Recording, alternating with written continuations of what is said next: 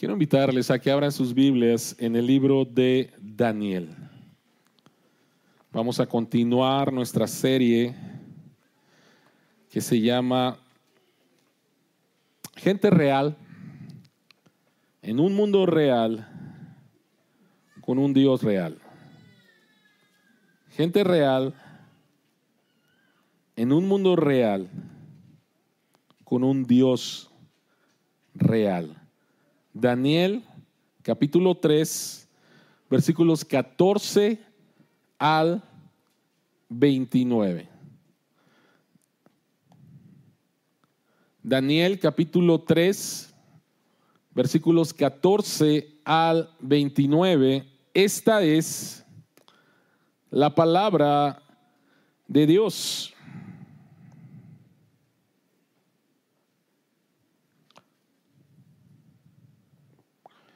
Nabucodonosor les dijo: ustedes tres, ¿es verdad que no honran a mis dioses ni adoran la estatua de oro que he mandado erigir? En cuanto escuchen la música de los instrumentos musicales, más les vale que se inclinen ante la estatua que he mandado hacer y que la adoren. De lo contrario, serán lanzados de inmediato a un horno en llamas, y no habrá Dios capaz de librarlos de mis manos. Sadrach, Mesach y Abednego le respondieron a Nabucodonosor: no hace falta que nos defendamos ante su majestad.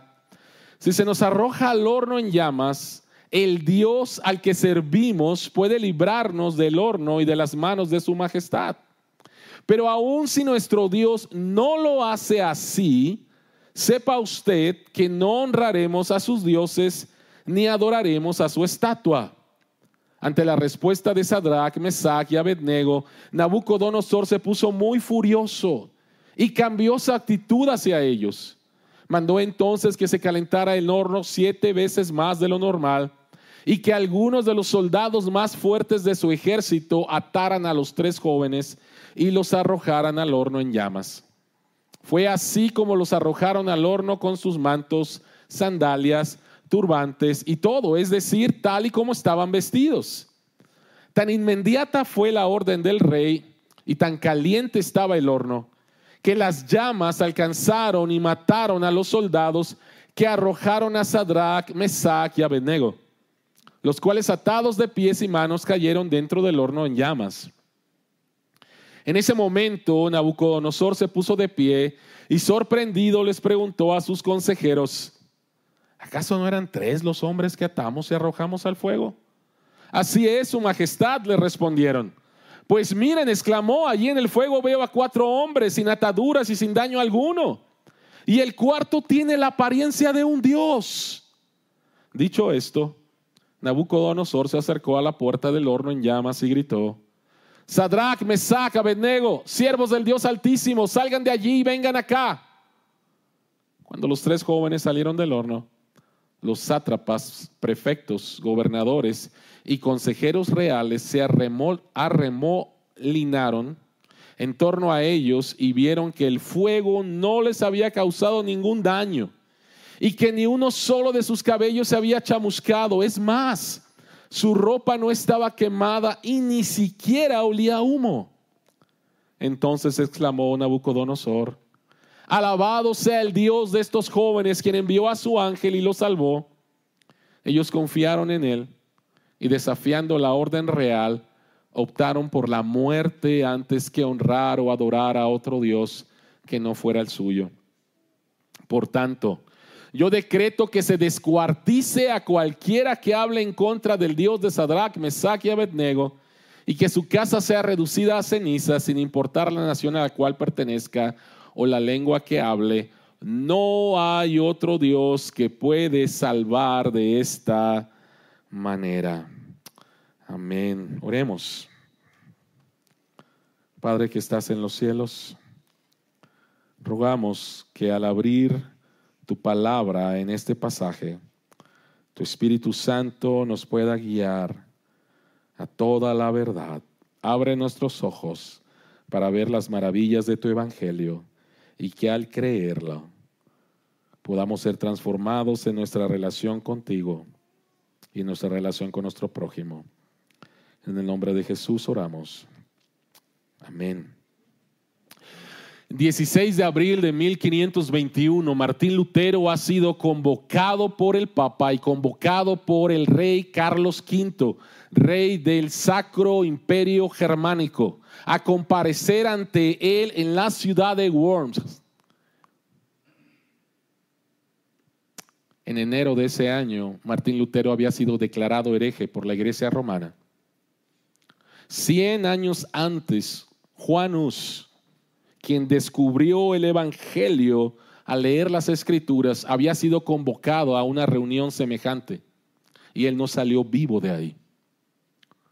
A Martín Lutero le advirtieron, le dijeron, vas a ir ahí, le habían dado un salvoconducto, pero le dijeron, te va a pasar lo mismo que le pasó a John Hus. Te van a matar, no van a respetar eso. Así que ese día, estando presente delante del poder político, económico y religioso, le dijeron, ¿te retractas de estos escritos?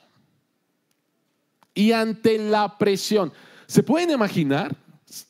¿Te puedes imaginar estar tú solo ante el poder en carne y hueso, poder político, poder económico, poder religioso, y que te han dicho que no van a respetar el salvoconducto, que te van a matar? ¿Puedes imaginarte la presión? Y ese día, Martín Lutero solicitó, por favor, denme un día más para pensarlo. Él sintió una grande presión y dijo, denme un día más. Denme un día más. Hay historias acerca de lo que pasó esa noche. Están sus oraciones registradas. Y al siguiente día, cuando le volvieron a preguntar delante del poder económico, político y religioso si se retractaba de sus escritos, donde pone a las Escrituras como la autoridad final, la única para el pueblo de Dios, él contestó de la siguiente manera: a menos que no esté convencido mediante el testimonio de las Escrituras o por razones evidentes, ya que no confío en el Papa ni en su concilio, debido a que ellos se han equivocado continuamente y se han contradicho, me mantengo firme en las Escrituras. Las he adoptado como mi causa. Mi conciencia es prisionera de su palabra y de Dios, y no es correcto ir en contra de mi conciencia. Que Dios me ayude. Él sale de ahí y es secuestrado, pero no es secuestrado por las personas que lo querían matar, es secuestrado por amigos y lo llevaron a un castillo donde él estuvo refugiado ahí por un año. ¿Te puedes imaginar la presión del poder político, del poder económico, del poder religioso para que cambies lo que crees, para que niegues tus valores, para que niegues tu fe? Algo similar pasó 600 años antes de Cristo en Babilonia con 3 jóvenes llamados Sadrach, Mesach y Abednego, donde recibieron una presión enorme por parte de la persona, no 3 diferentes poderes. En el rey Nabucodonosor estaban esos 3 poderes: poder político, poder económico, poder religioso. Él los representaba. Y ellos están ahí recibiendo esa presión para negar a su Dios. ¿Cómo ser cristiano en un mundo no cristiano? ¿Cómo ser cristiano en un mundo que te presiona y te presiona y te presiona para que te conviertas como ellos, para que niegues tu fe, para que niegues a Dios? Tres cosas son las que vamos a ver en esta mañana. Tres cosas de cómo poder vivir en un mundo, cómo ser cristiano en un mundo no cristiano. Y lo primero de ellos es que tenemos que entender la presión cultural. La presión de vivir en una cultura pluralista. Número uno, tenemos que entenderlo. Número dos, tenemos que tener una fe muy precisa. Hay una declaración de fe preciosa en los versículos 17 y 18 que hacen estos hombres. Necesitamos, si vamos a vivir como cristianos en un mundo que nos está presionando y presionando, tenemos que tener muy claro cuál es la verdadera fe. Y en tercer lugar, necesitamos recordar y tomar, creer y confiar las promesas que Dios nos ha dado para el sufrimiento de vivir en un mundo no cristiano. Entonces, entendamos la cultura, la presión de la cultura, entendamos nuestra fe tiene que ser precisa y entonces abracemos las promesas de Dios para el sufrimiento. ¿Qué es lo que está pasando? Recuerden, por favor, que Dios permitió que Nabucodonosor destruyera Jerusalén y se llevara cautivos a mucha gente. El pueblo de Dios está en cautiverio. El pueblo de Dios está en Babilonia. Y Nabucodonosor hace algo, desde el punto de vista de la arquitectura, algo precioso, algo increíble. Manda a edificar, imagínense esto, una estatua de 27 metros de alto de puro oro y de ancho 2,5 metros. ¿Alguien sabe cuánto mide la estela que mandó a hacer Calderón? No mide 27 metros. Imagina, ¿mide más o mide menos? Bueno, imagínense por favor algo así, pero de oro, de puro oro. Simplemente es para los arquitectos ya están pensando en cómo le hicieron esto. Y Nabucodonosor dice a estos jóvenes que no atendieron a la propuesta de él. La propuesta de él era, el mandato era que todo aquel, cuando escuchara la música, se tenían que postrar delante de la imagen. Y alguien le dijo a Nabucodonosor, fue con el chisme, a decirle: Sadrach, Mesach y Abednego no lo están haciendo. Todos los demás tienen que leer capítulo 3, la multitud y la descripción que se hace de la crema innata de Babilonia, ¿sí? Del espectáculo que montaron, y que cuando empezaba la música, todo mundo postrado delante de la imagen. ¿Qué es lo que está tratando de hacer Nabucodonosor? Acabo de decir que esto es 600 años antes de Cristo. El imperio babilónico es el imperio más fuerte en ese tiempo. Egipto ha pasado desde hace muchos años. Nabucodonosor es el rey. Él caería después, imperio persa, imperio griego, los romanos, etcétera. Pero en ese momento es Babilonia. Y lo que ellos hacían cuando conquistaban por la fuerza una nación, se llevaban al exilio a la ciudad de Babilonia los líderes políticos, los líderes militares, los líderes culturales. Se llevaban a la clase trabajadora. ¿Y por qué hacían esto? La estrategia era muy inteligente. Ellos sabían que habían vencido por la fuerza a estas naciones, pero ¿qué iba a pasar con las siguientes generaciones? A lo mejor se levantaban contra ellos en el futuro. Y para que no ocurriese eso, lo que Babilonia había hecho, había ideado un plan de subyugación a través de la asimilación. La sumisión de la siguiente generación, de los que hemos vencido, pero no por la fuerza, sino porque los hemos asimilado. Si conoces el libro de Daniel y conoces el capítulo 1, se nos dice que todas estas personas, y especialmente clase alta, Nabucodonosor los apartaba y empezaba a educarlos y a educarlos y a educarlos. Les cambiaba el nombre, les ponía un nombre babilonio, les daba nueva forma de comer, les enseñaba los valores de la cultura. ¿Por qué? Porque la siguiente generación ya no iban a ser israelitas, o ya no iban a ser medos, o ya no iban a ser de otra nación, iban a ser babilonios. Y entonces de esa manera él iba a asegurar paz en su reino al asimilar a estas personas. Era subyugación de las naciones conquistadas a través de asimilar a estas personas y que creyeran en la cultura, adoptaran sus valores. Esto es lo que está haciendo Nabucodonosor ahí.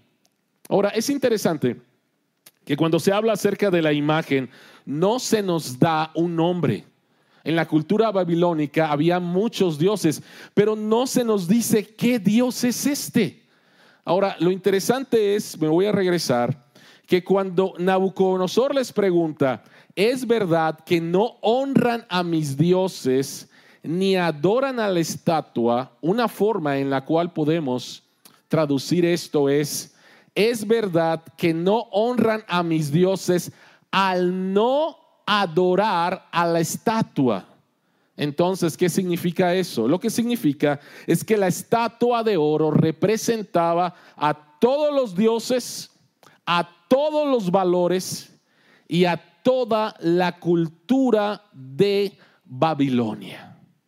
Entonces, al no postrarte delante de la estatua, estás diciendo: no quiero aceptar tu cultura, tus valores y tus dioses. Babilonia era una ciudad cosmopolita. Babilonia era una ciudad pluralista. ¿Y a qué me refiero con esto? Vengan y no me importa qué dioses adores. Y no me importa qué costumbres tengas. Eso hazlo en privado. Pero con respecto a tu vida pública, tienes que aceptar todo lo que yo te estoy diciendo. Tienes que aceptar todo lo que yo te estoy diciendo. En privado puedes adorar al Dios de Israel. En público tienes que ser como todos los demás. En público tienes que ser como todos los demás. La estrategia de todas las culturas pluralistas es asimilación a la cultura pública al privatizar tu fe. Y esto es lo mismo el día de hoy. No me importa a quién adores mientras lo hagas en privado. Pero por favor, no hables de Dios en público. Hace, no sé, posiblemente 20 años, empezaron a llegar algunos jugadores a México, extranjeros, brasileños especialmente, creo que fue el primero. Y metió un gol este hombre, y es la primera persona en el fútbol mexicano que debajo de la playera de su equipo mete el gol, se levanta la playera y la televisión lo enfoca y dice: gloria a Dios, o Jesucristo es el Salvador. Y recuerdo a Roberto Gómez Junco decir y criticarlo y decir: eso está mal. Porque la religión es del dominio privado, no es del dominio público. Así que ese hombre está mal. Y de hecho, la federación a nivel mundial, la FIFA, prohibió esto, ¿sí? Qué bueno que seas cristiano o de cualquier otra religión, no me importa, pero por favor no hagas propaganda en público, ¿sí? Eso guárdatelo, ¿sí? Qué difícil es y qué presión muchos de ustedes en sus trabajos han experimentado, lo sé, donde al final tu trabajo depende de tu productividad y donde tú te das cuenta que tus compañeros están produciendo porque tienen valores que no son los que nos enseña Dios. Al que tranza, ¿qué? El que no tranza no avanza. Entonces, si quieres avanzar, pues tienes nuevamente que ser corrupto. Y tus compañeros son corruptos, ¿sí? Pues todo el mundo lo hace, ¿por qué no lo hago yo? Y entonces tú empiezas a sentir presión en tu vida, porque si no haces eso, no vas a producir, y entonces estás siendo presionado y presionado para adoptar los valores. Y si lo haces, has doblado rodilla delante de la estatua. Has doblado rodilla delante de la estatua. Tú lo sabes, tú lo has vivido, tú lo has experimentado. Esto es una presión y necesitamos entender la presión que vivimos en este mundo. Es difícil.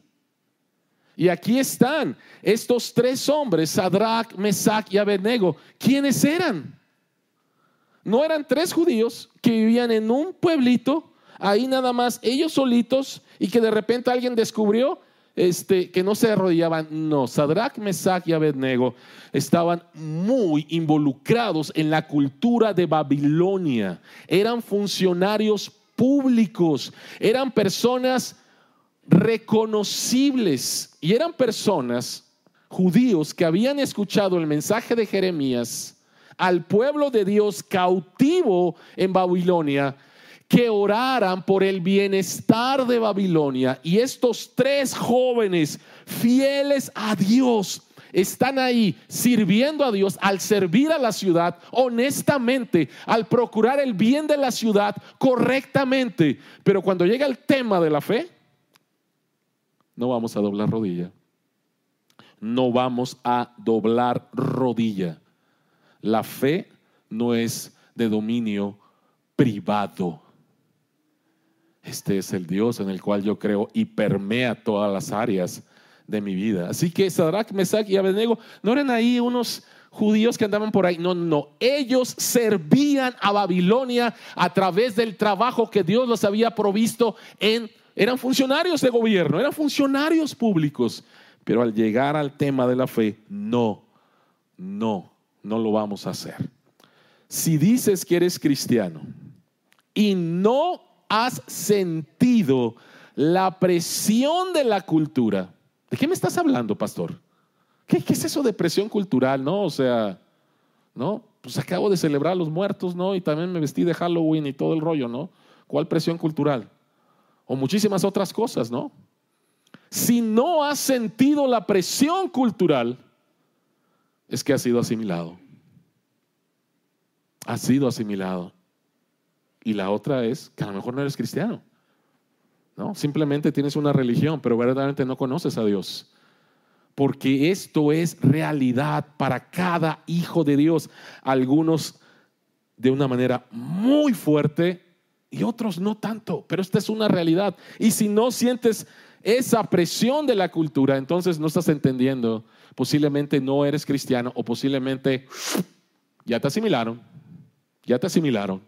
y estás viviendo como otros. Tim Keller, en un mensaje, él dice que una universidad en los Estados Unidos hizo un estudio con respecto al punto de vista del sexo antes del matrimonio entre jóvenes universitarios.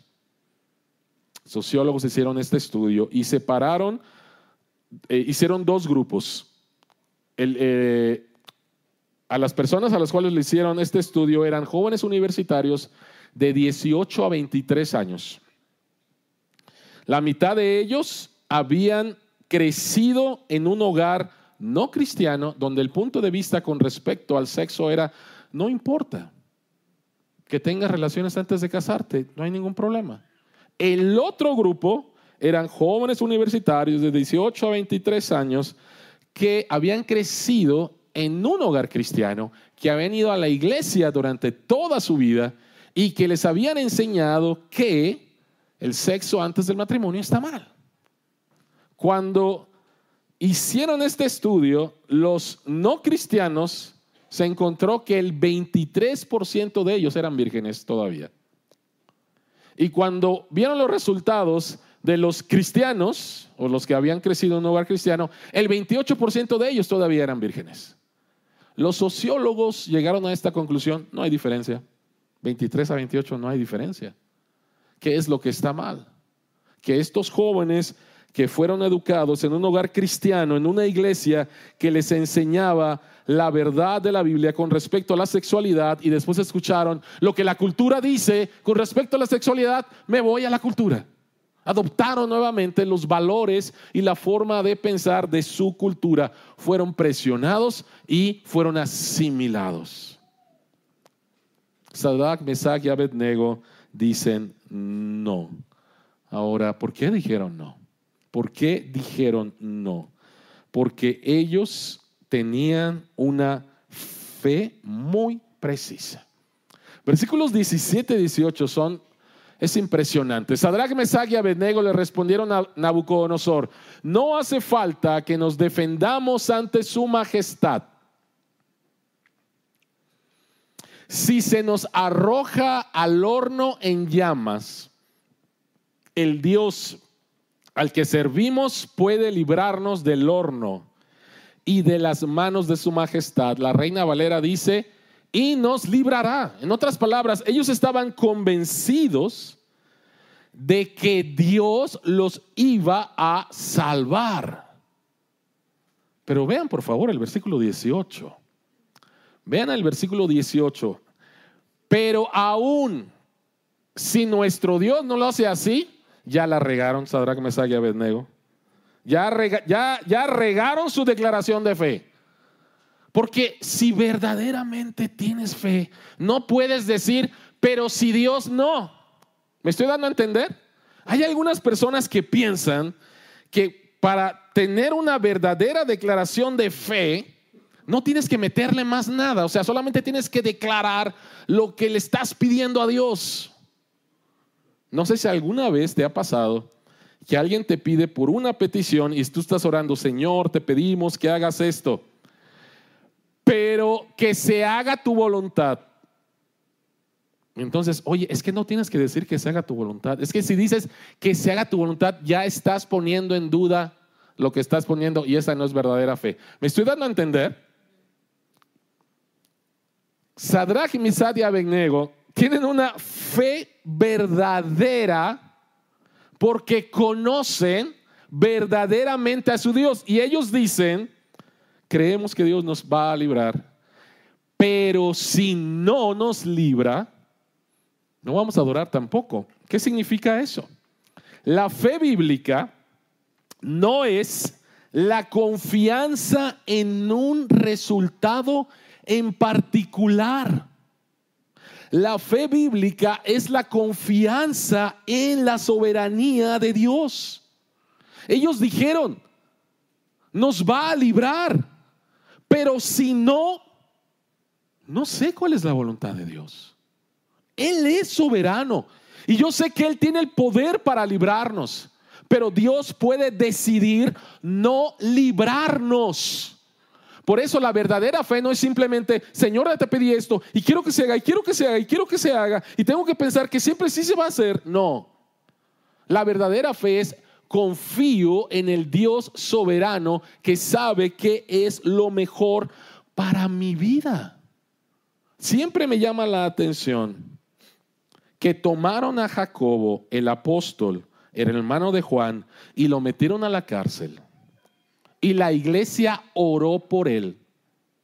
Y agarraron a Pedro, apóstol, y lo metieron a la cárcel, y la iglesia oró por él. Y Dios decidió que Jacobo lo mataran, y Dios decidió que a Pedro saliera de la cárcel a través de un milagro. Dios no estaba dormido. Dios no se fue de vacaciones cuando mataron a Jacobo. Él es soberano. Me gusta mucho cómo Bryan Chapell dice esto con respecto a este pasaje, y él dice: puede que no entienda la provisión de Dios, puede que no la espere, o que en esta vida sepa lo suficiente como para que me guste, pero confío en mi Dios pase lo que pase. Esto no significa que siempre sepa lo que vendrá, pero mi fe confía en lo que mi Dios sabe es lo mejor, no lo que yo creo es lo mejor. La fe bíblica no pone su confianza en lo que yo creo que tiene que pasar. La fe verdadera es confianza en mi Dios soberano, que sabe lo que es mejor y va a pasar. Y ahí puedo descansar. Ahí puedo descansar. Ahora, un estudioso de las Escrituras y también autor de varios libros, pastor Albert Barnes, me gusta mucho cómo interpreta la fe de Sadrach, Mesach y Abednego. Y él la interpreta de esta manera. Él dice que Sadrach, Mesach y Abednego le están diciendo a Nabucodonosor: nosotros servimos y amamos a Dios por quien es Él, no por lo que podemos sacar de Él. Amamos, servimos y confiamos en Dios por lo que es Él, no por lo que puede darnos. Creo que Dios me puede librar, creo que Dios puede decidir que yo muera, pero no voy a doblar rodilla. No voy a doblar rodilla. Amo a Dios por quien es Él, no por lo que me puede dar. Y tristemente hay muchos cristianos enojados con Dios, desanimados de su fe, porque según ellos le estuvieron pidiendo a Dios y Dios no les contestó. No entienden quién es Dios.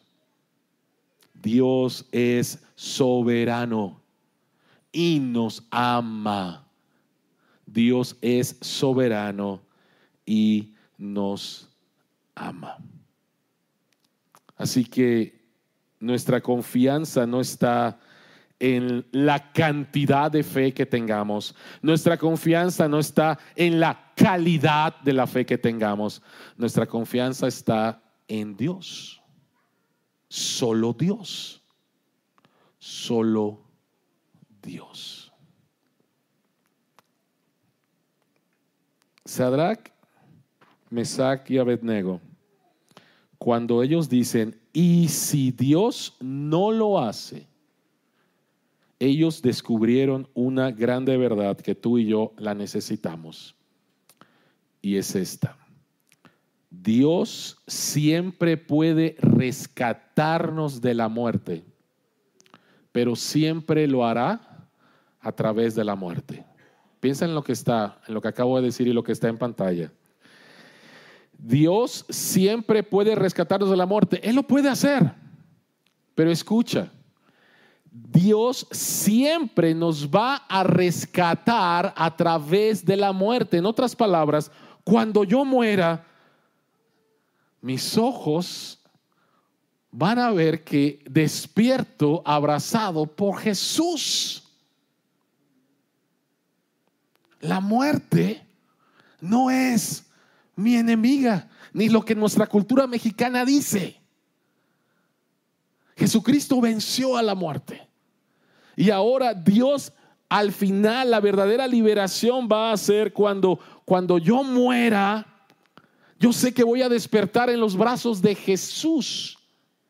Esa verdad hace que Sadrach, Mesach y Abednego sean espiritualmente inmunes al fuego, antes de que ellos experimentaran una inmunidad física. ¿Me estoy dando a entender? Al saber que mi vida después de la muerte es segura en Cristo, entonces yo puedo ser inmune al fuego de la prueba que esté pasando. Puedo resistirlo. Puedo resistirlo. Por eso es que Sadrach, Mesach y Abednego hicieron esa declaración. Sin embargo, no todos los que han pasado por el horno fueron rescatados por Dios. Y necesitamos entonces recordar y creer ciertas promesas que Dios nos hace en los momentos de dificultad. La Biblia utiliza la metáfora del horno y del fuego para hablar acerca de dolor, de sufrimiento, de persecución. Y necesitamos recordar estas promesas. ¿Qué es lo que pasa en el texto? Ellos hacen esta declaración de fe. Nabucodonosor se vuelve loco y se enoja todavía aún más. ¿Y qué dice? Pónganle más leña, échenle más ganas, 7 veces más caliente, estoy enojado. De la manera en que es mi furia, todavía más entonces el horno. ¿Qué es lo que hacen? Mandan a llamar a los más fuertes de los fuertes para que agarren a esos 3 hombres y los lancen al horno. ¿Qué es lo que dice el texto? El texto dice que se murieron. Las personas que lanzaron al horno a estos 3 jóvenes se murieron por lo caliente que estaba, por las llamas que había. Y entonces Nabucodonosor ve 2 cosas. Él ve 2 cosas. En primer lugar, desde cierta distancia, dice: ¿y ahora? ¿Qué pasó? ¿Qué pasó? Veo a estos 3 jóvenes ahí. No se han quemado, no se murieron. Los cuerpos achicharrados de los soldados ahí están y estos siguen caminando. Pero la segunda cosa que ve es todavía más sorprendente. Él dice: ¿que no eran 3? Veo un cuarto y parece el hijo de un Dios. Y parece el hijo de un Dios. ¿Qué necesitamos recordar y creer con respecto a las promesas de Dios en tiempos de sufrimiento? 3 cosas. La primera de ellas es que el sufrimiento es seguro. El sufrimiento es seguro. Primera de Pedro 4:12 dice: queridos hermanos, no se extrañen del fuego de la prueba que están soportando como si fuera algo insólito. Iglesia, por favor, lo hemos dicho tantas veces y lo seguiremos diciendo. Vivimos en un mundo caído y por lo tanto vas a experimentar persecución, vas a experimentar sufrimiento. Personas van a pecar contra ti.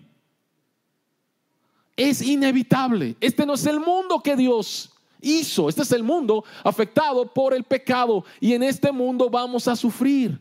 Jesucristo mismo lo dijo: en el mundo tendréis aflicción. Entonces no nos debemos de sorprender. Tristemente hay gente que piensa: pues es que yo he vivido una vida buena, ¿por qué Dios me está? Espérame, la única persona que ha vivido una vida buena se llama Jesús, y su vida fue una vida de carencias y de sufrimiento. ¿Por qué tú crees que tienes un pase libre? Entonces, número 1, esta es una promesa, y es una promesa porque es una realidad. Espera, y sobre todo, otra vez, eres cristiano en un mundo no cristiano, vas a experimentar una clase de presión y de sufrimiento que otros no lo experimentan. Pero en segundo lugar, el sufrimiento, si tú eres cristiano, el sufrimiento se relaciona con tu carácter, como el fuego se relaciona con el oro. ¿A qué me refiero? Nuevamente, Pedro dice: el oro, aunque perecedero, se acrisola al fuego. Así también la fe de ustedes, que vale mucho más que el oro, al ser acrisolada por las pruebas, demostrará que es digna de aprobación, gloria y honor cuando Jesucristo se revele. ¿Qué es lo único que le puede hacer el fuego al oro? Purificarlo. Es lo único. Es lo único. Y entonces Pedro nos dice que cuando pasamos por sufrimiento, lo único que puedes esperar es que salga tu fe más pura. A ninguno de nosotros nos gusta el sufrimiento. Sin embargo, si quieres ser una persona más empática y más compasiva con las personas que están sufriendo,